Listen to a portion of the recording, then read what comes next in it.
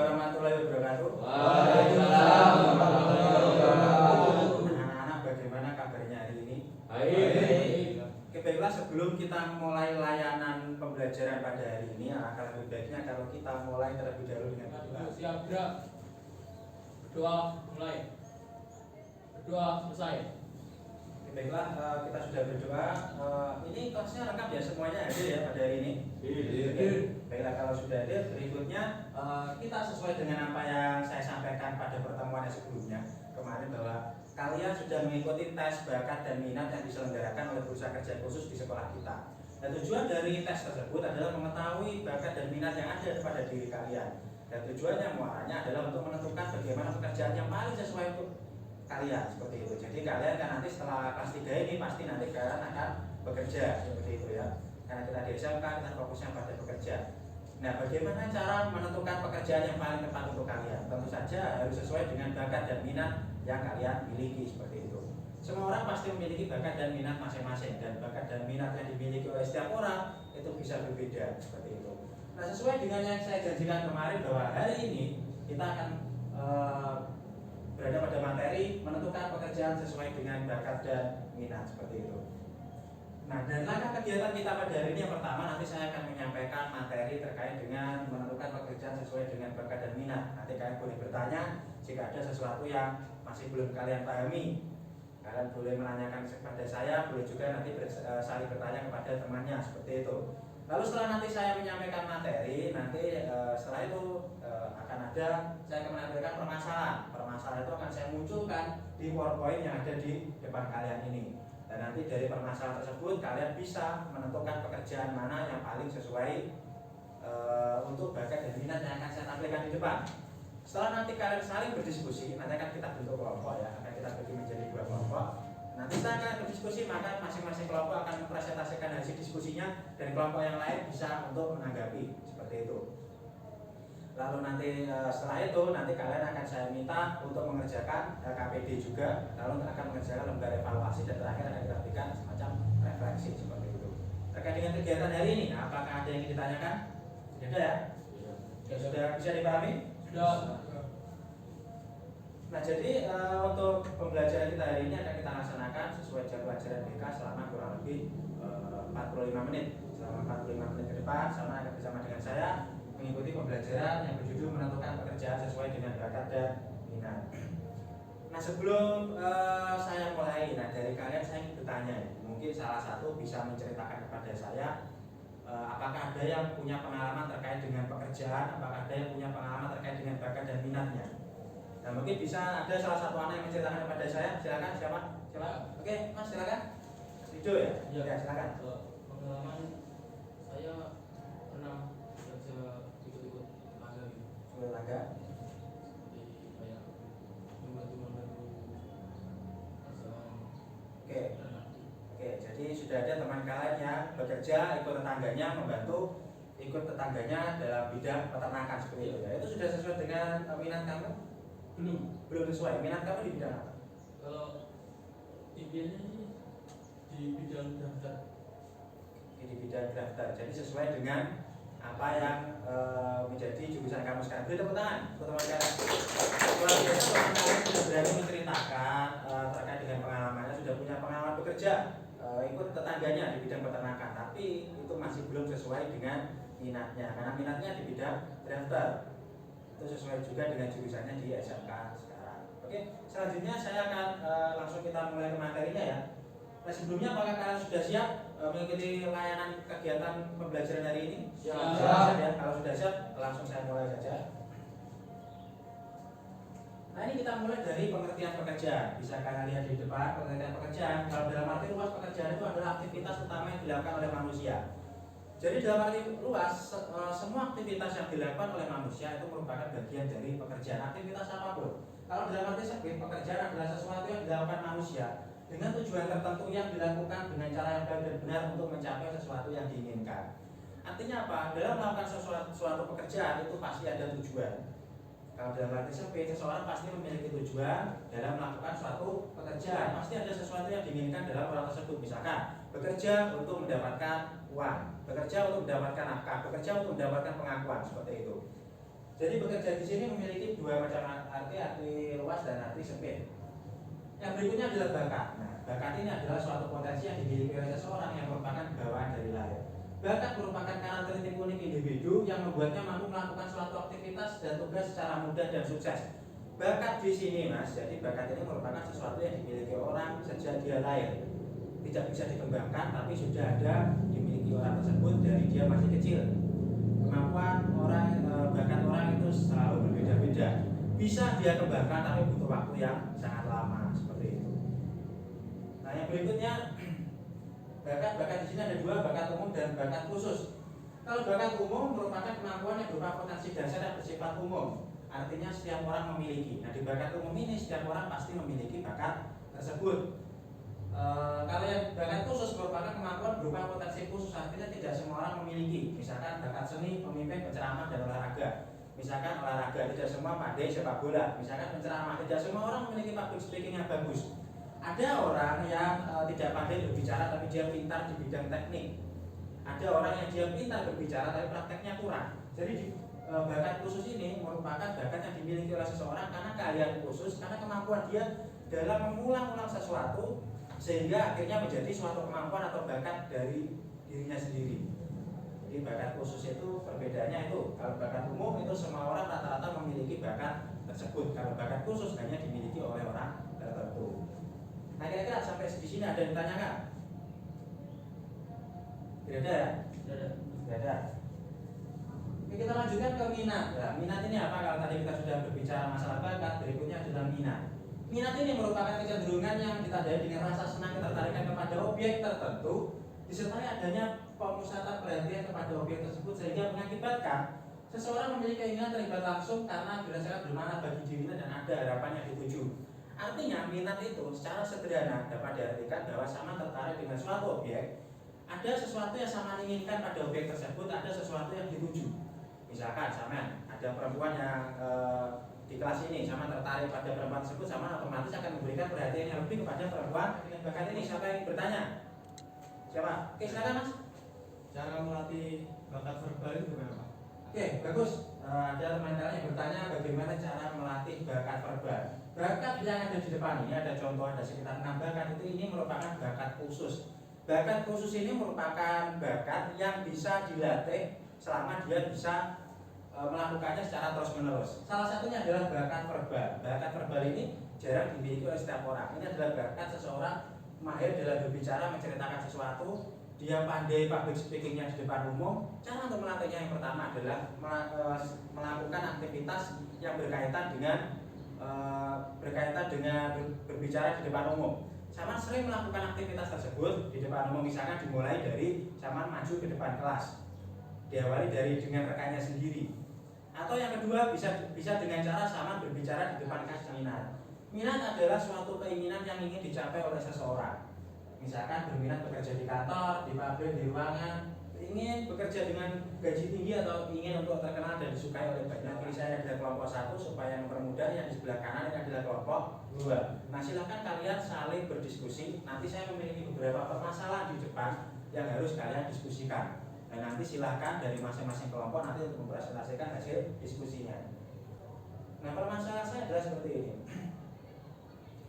Saya di sini akan meminta kalian untuk menentukan pekerjaan apa yang paling sesuai untuk 4 orang ini. Di sini ada 4 orang dengan nama Denny, Budi, Tias maupun Andi, memiliki bakat dan minat masing-masing. Silakan bantu saya untuk menentukan pekerjaan yang paling cocok untuk mereka. Di sini kalian akan saya minta untuk mengambil keputusan yang bertanggung jawab. Di mana sampean di sini sudah ada beberapa pernyataan. Silakan saya mengambil keputusan apa yang paling cocok untuk bisa. Silakan kalian mulai berdiskusi dengan kelompok masing-masing. Silakan saling tanya jawab. Saya berikan waktu 10 menit, 5 menit aja ya, cukup ya. Cukup, silakan saling berdiskusi. Saya berikan waktu 5 menit.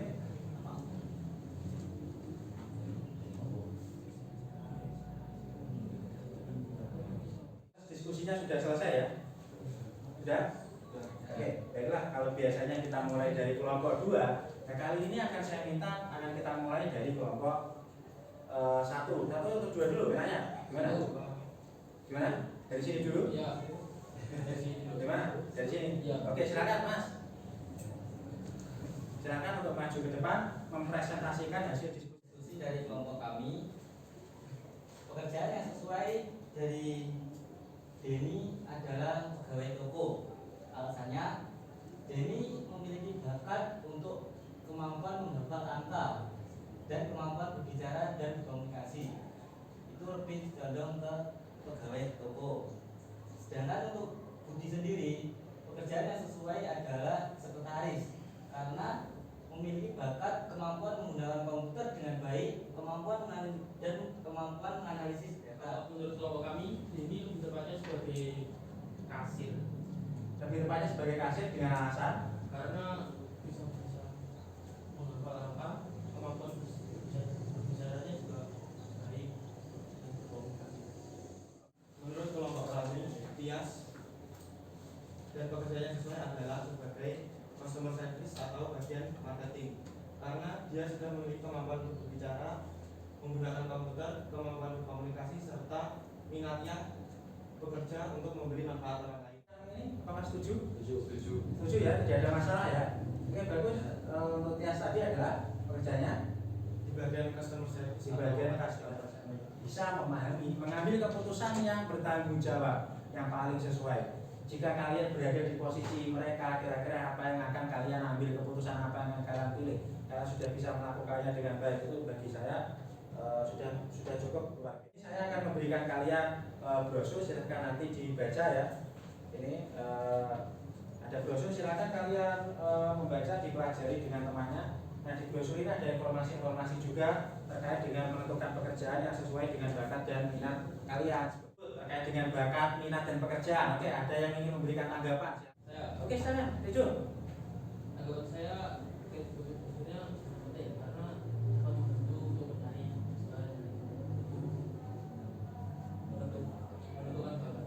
Oke, baiklah, itu sudah membaca brosurnya dan itu mengatakan kalau di situ ada banyak informasi penting terkait dengan bagaimana cara menentukan pekerjaan. Di situ juga tercantum juga bakat dan minat. Bagaimana cara kita menentukan pekerjaan yang paling sesuai dengan bakat dan minat kita, seperti itu ya.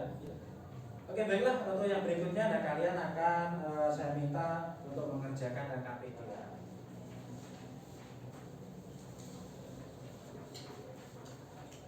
Nah, sudah menerima semua ya LKPD-nya. Mungkin dari kalian ada yang bisa memberikan kesimpulan terkait dengan proses pembelajaran kita pada hari ini. Nah, kira-kira dari kalian siapa yang bisa memberikan kesimpulannya terkait dengan proses pembelajaran kita pada hari ini? Oke, silakan. Kesimpulannya dari pembelajaran hari ini bahwa minat dan bakat itu sangat penting bagi saya akan diambil. Oke, baiklah, teman Rijo, ada yang memberikan kesimpulan lagi? Sudah cukup? Ada lagi? Silakan. Masih ada?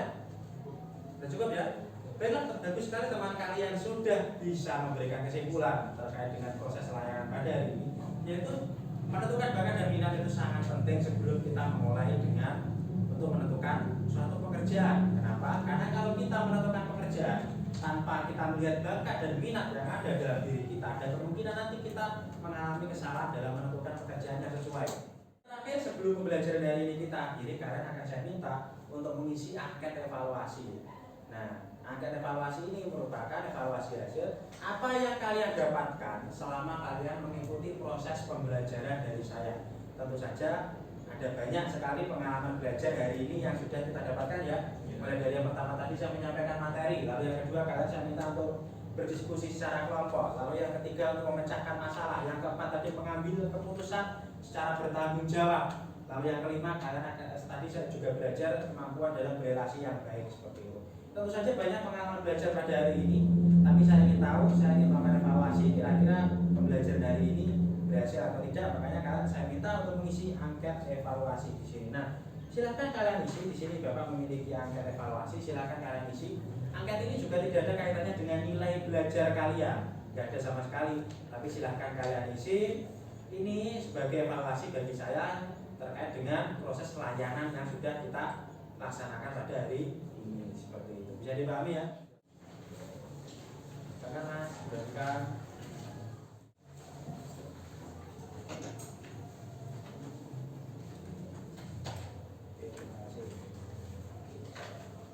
Untuk untuk minggu depan pada pembelajaran kita yang selanjutnya nanti kalian akan saya berikan materi terkait dengan belajar yang efektif dan efisien untuk siswa SMK. Untuk pembelajaran hari ini bisa kita akhiri ya. Oke, sebelum kita akhiri silakan siapa yang ingin berdoa. Silakan itu ingin berdoa teman-temannya. Di tempat duduk, siap gerak. Berdoa mulai. Berdoa selesai. Oke, baiklah untuk layanan pembelajaran hari ini saya akhiri ya karena sudah selesai, dan semoga apa yang bisa kita pelajari hari ini bisa bermanfaat dan semoga bisa banyak ilmu yang kalian ambil dari proses pembelajaran hari ini seperti itu. Oke, untuk hari ini saya akhiri. Assalamualaikum warahmatullahi wabarakatuh. Waalaikumsalam warahmatullahi wabarakatuh. Nah, assalamualaikum warahmatullahi wabarakatuh. Nah, Bapak Ibu, baru saja Anda menyaksikan video layanan bimbingan dan konseling yang berkaitan dengan proses pembelajaran di kelas, yaitu dengan judul menentukan pekerjaan sesuai dengan bakat dan minat. Nah, di sini saya akan melakukan refleksi terkait dengan proses layanan pembelajaran yang saya berikan di kelas. Yang pertama, perasaan saya selama perencanaan tersebut. Jadi selama proses perencanaan saya cukup senang, di mana saya memiliki pengalaman yang baru, saya belajar hal yang baru terkait dengan pembelajaran berdiferensiasi dan pembelajaran sosial emosional. Bagaimana cara saya memunculkan pembelajaran tersebut dalam proses pembelajaran saya di kelas seperti itu. Saya memunculkan dua PSE, yaitu keterampilan relasi maupun keputusan yang bertanggung jawab seperti itu. Saya munculkan dan saya tuangkan dalam langkah-langkah kegiatan. Saya sangat senang sekali selama perencanaan, di mana saya bisa menyusun sesuai dengan kebutuhan peserta didik seperti itu.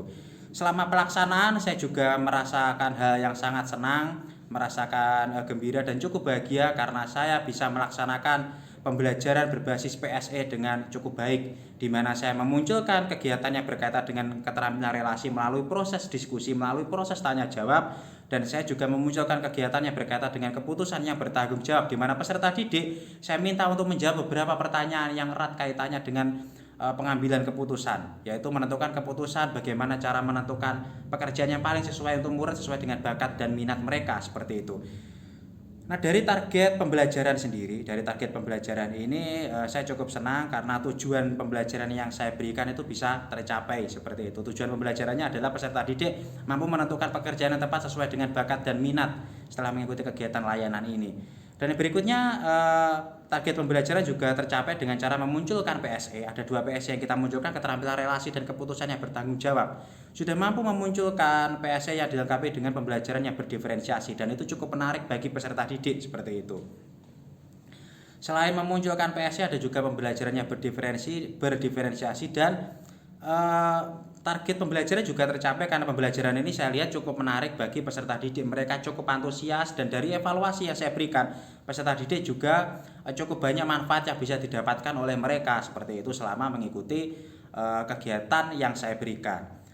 Nah, dan untuk rencana perbaikan, ada beberapa rencana perbaikan dari saya. Yang pertama, rencana perbaikannya adalah saya akan memulai proses pembelajaran itu diawali dari kebutuhan peserta didik. Saya akan melakukan analisis terlebih dahulu dan akan menentukan kebutuhannya yang akan saya tuangkan dalam RPL, Rencana Pelaksanaan Layanan Bimbingan dan Konseling. Yang kedua, saya akan memunculkan lebih banyak atau semakin bervariasi pembelajaran sosial emosional. Kalau ini keterampilan relasi dan keputusan yang bertanggung jawab sudah, besok saya akan memunculkan yang lain. Saya akan buat lebih bervariasi untuk meningkatkan pemahaman kepada peserta didik seperti itu. Yang ketiga, saya akan menggunakan media-media pembelajaran yang lebih menarik minat mereka. Jadi tidak hanya harus dalam bentuk brosur, tidak hanya harus dalam bentuk PowerPoint. Jadi bisa nanti saya akan menampilkan video pembelajaran untuk semakin menambah pemahaman mereka seperti itu. Ada beberapa refleksi yang saya sampaikan antara lain seperti itu. Dan rencana perbaikan lagi adalah saya akan memberikan angket evaluasi kepada peserta didik setiap akhir proses pembelajaran, di mana angket tersebut nanti akan saya gunakan melakukan analisis terhadap proses pembelajaran saya selama berada di kelas seperti itu. Nah, cukup sekian Bapak Ibu refleksi yang bisa saya berikan. Semoga bermanfaat video yang sudah saya tampilkan tadi. Assalamualaikum warahmatullahi wabarakatuh.